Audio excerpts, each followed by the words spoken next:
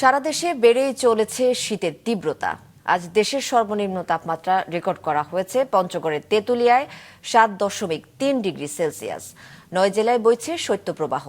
আগামীকাল থেকে তাপমাত্রা আরও কমার পূর্বাভাস দিয়েছে আবহাওয়া বিভাগ। বিস্তারিত ডেস্ক রিপোর্টে।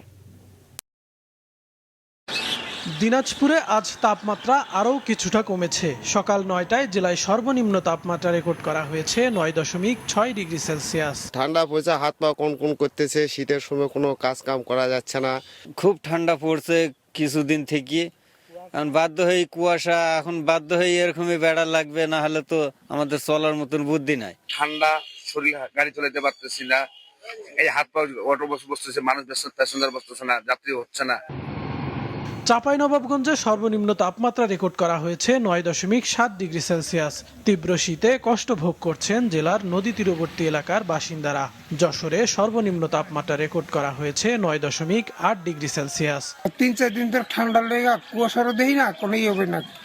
জামা কাপড় গায়ে দিয়ে খেত খামার কাম কাজ করতে করতেছি না। মোটামুটি 7-8 দিন থেকে খুবই কুয়াশা, কোনো ভাড়া ভুট্টা নাই, মানুষ আসতে পারে না। অবস্থা খুবই কুয়াশা এবং ঠান্ডা, প্রচন্ড ঠান্ডা, প্রচন্ড শীত পড়ছে, হাড় কাঁপুনি শীত। উপকূলীয় জেলা বাগেরহাটে বেড়েছে শীতের তীব্রতা। এদিকে রাজবাড়ীতে প্রচন্ড ঠান্ডা থেকে বাঁচতে গরম কাপড়ের দোকানে ভিড় করছেন মানুষ। শীত বাড়ার পাশাপাশি সিরাজগঞ্জ, ঠাকুরগাঁও, চাঁপাইনবাবগঞ্জ, শরীয়তপুর সহ বিভিন্ন জেলার হাসপাতালে বাড়ছে ঠান্ডাজনিত রোগীর সংখ্যা। বিশেষ করে ডায়রিয়া ও নিউমোনিয়ায় আক্রান্ত হচ্ছে শিশু ও বৃদ্ধরা। এখানে আমাদের ডায়রিয়া ওয়ার্ডে বেড সংখ্যা আছে 10টা, কিন্তু আমাদের রোগী আছে বর্তমানে 70 জন এবং আমরা স্টাফ আছি 2 জন, কোনো ওয়ার্ড বয় নাই। তো সেক্ষেত্রে আমাদের সেবার মান উন্নয়ন করা সম্ভব হচ্ছে না। আগামীকাল থেকে তাপমাত্রা আরও কমার পূর্বাভাস দিয়েছে আবহাওয়া বিভাগ। সেই সাথে অব্যাহত থাকবে চলমান শৈত্যপ্রবাহ।